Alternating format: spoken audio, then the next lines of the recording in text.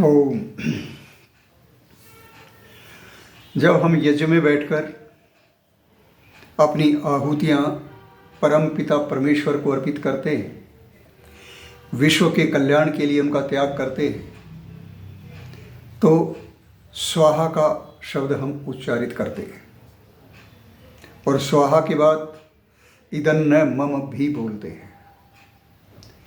ये स्वाहा और इदन्न मम जीवन का गीत है, संगीत है, और इन्हीं में, इन दो शब्दों में ही, दो वाक्यों में ही जीवन का रहस्य छुपा हुआ है।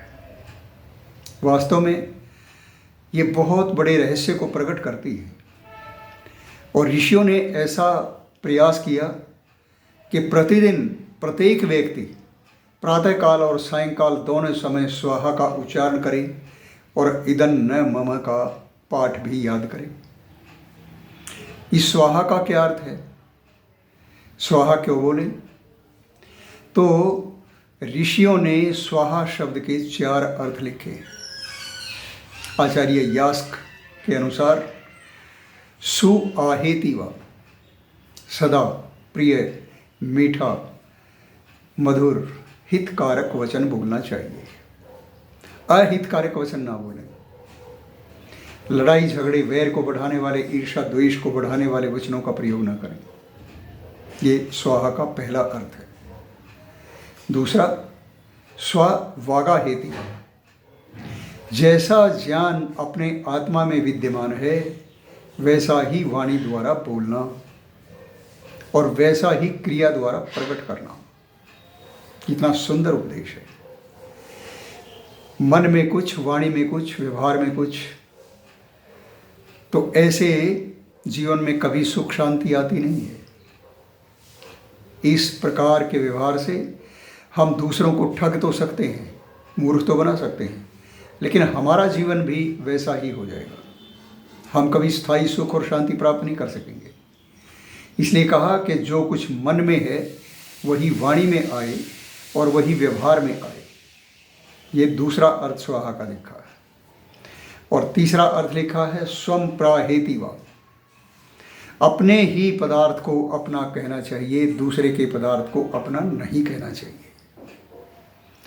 यदि इस छोटी सी बात को हम लोग समझ जाएं, संसार के लोग इसको भी जान लें, तो कितना क्रांतिकारी परिवर्तन हो सकता है।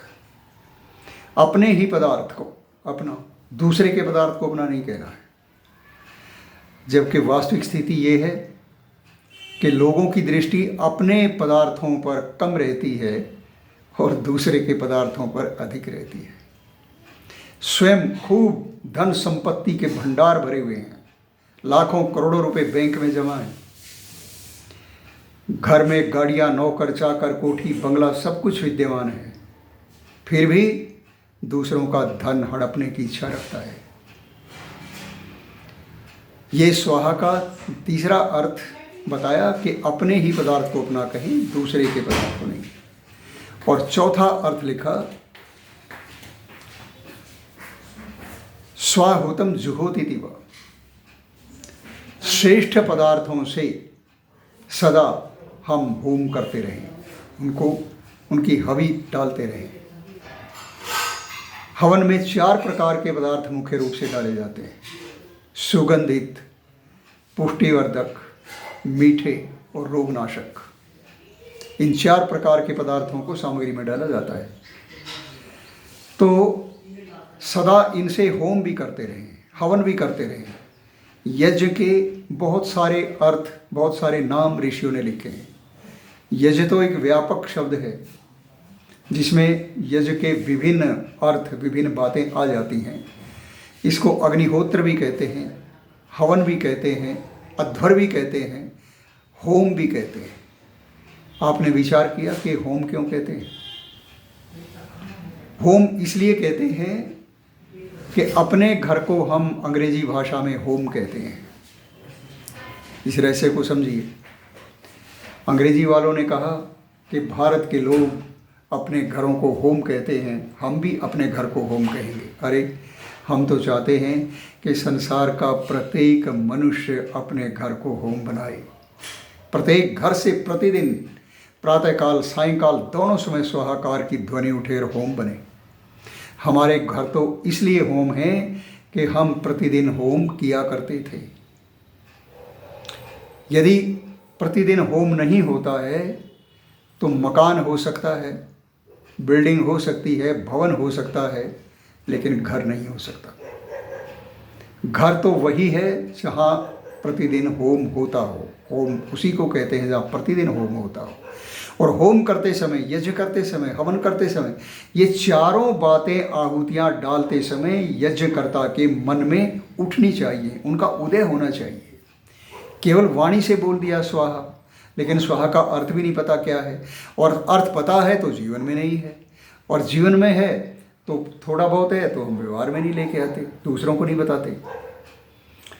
दूसरों को भी बताइए, उपदेश भी कीजिए, लेकिन पहले स्वयं का उत्थान आवश्यक है, स्वयं का निरीक्षण, स्वयं का परीक्षण आवश्यक है, और उसके लिए कहीं जाने की आवश्यकता नहीं। स्वयं के परीक्षण के लिए वी आर द बेटर जज। हम अपने न्यायाधीश, सर्वश्रेष्ठ न्यायाधीश हम ही हैं, हमसे अच्छा हमें कोई नहीं जानता। इसलिए प्रतिदिन यज्ञ करते समय जब यज्ञ वेदी पर बैठें और इन मंत्रों से आहुतियाँ प्रदान करने लगें तो इनके अर्थ पर गंभीरतापूर्वक विचार करना चाहिए। कितनी सरल सहज रीति से इतनी बड़ी बात ऋषियों ने हमारे जीवन में उतार दी और हमें ऐसे रास्ते पर डाल दिया कि हम प्रतिदिन त्याग करना सीखें। अपने पदार्थों का जब हम सर्व कल्याण के लिए त्याग करते हैं, उन श्रेष्ठ पदार्थों की आहुति यज्ञ कुंड में छोड़ते हैं, तब स्वाहा बोलते हैं। तो किसी से हम कितना प्रेम करते हैं, राष्ट्र से हमारा क्या प्रेम है, ऋषियों से क्या प्रेम है, वेद से क्या प्रेम है, ईश्वर से कितना प्रेम है, इसका पता चलता है त्याग से, कि हम उनके लिए क्या कुछ छोड़ने को तैयार हैं। वृत्तियाँ बिखरी हुई हैं, लोभ लालच हर समय मन के ऊपर हावी रहता है, धन की दौड़ लगी हुई है, तो फिर त्याग की वृत्ति कहाँ है? त्याग ही वास्तव में मनुष्य को पशुओं से अलग करता है। वेद तो कहता है पुमांसम परिपातु विश्वतः। संसार का प्रत्येक मनुष्य दूसरे मनुष्य की सब प्रकार से रक्षा करे, सब प्रकार से उसका कल्याण करे। ये पशु तो होते हैं जो केवल अपना पेट भरने के लिए जीवित रहते हैं, उनको दूसरे के कल्याण की कोई चिंता नहीं। यदि उस पशु के उस बच्चे को उसके साथ भोजन दिया जाता है, खाना दिया जाता है, तो उसको वो परे हटा देता है और स्वयं खा जाता है। यदि हमारे अंदर भी यही वृत्ति विद्यमान है, हम भी ऐसा ही करते हैं, तो हम में और पशुओं में क्या अंतर है? तो दो चीज़ें याद रखने की हैं कि जो कुछ डाला स्वाहा, ये इसको हम सर्व कल्याण के लिए त्याग करते हैं। और लोगों ने कहा भाई वाह क्या बात है, बहुत अच्छा किया तुमने, आपने हाथ जोड़कर कहा इदं न मम, यह मेरा नहीं है, यह तो आपका ही है, यह तो परमेश्वर का है।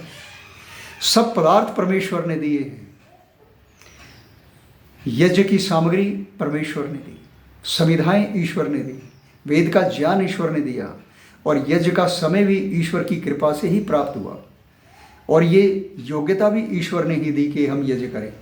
तो जब सब कुछ ईश्वर का दिया हुआ है तो ईश्वर के कार्य के लिए, सबके कल्याण के लिए त्याग करने में क्या देरी है।